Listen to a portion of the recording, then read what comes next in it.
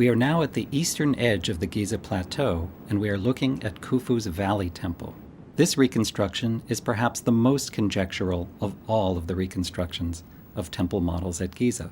Why? Because this temple today lies underneath the modern Egyptian town of Nazlet es-Seman.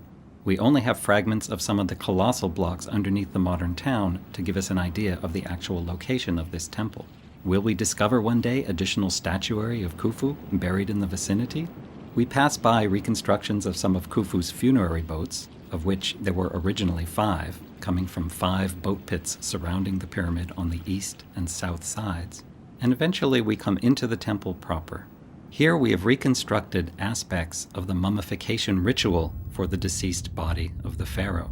These rituals and the mummification process may have taken place elsewhere, such as in a purification tent at another location, but we have chosen to dramatize them here. Inside this room, you see the mummification bed, waiting for the body of the deceased king to be brought in. Next door, we can see the desiccant, the natron crystals that have been poured over the body in order to extract all the moisture and prepare it for the mummification process. And finally, after a period of many days, the body is sufficiently dried out and it can be wrapped and mummified.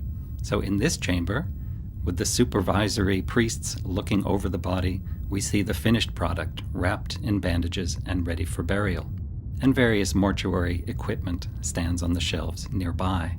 Leaving this dramatization of the mummification process, we come out into the courtyard of the temple, once again somewhat conjectural, and we still don't have answers to questions such as how much statuary was placed here, what kind of decoration might have been evident, and how many individuals would have taken place in the rituals here. Similar rituals, no doubt, were enacted further up the plateau in the Pyramid Temple itself.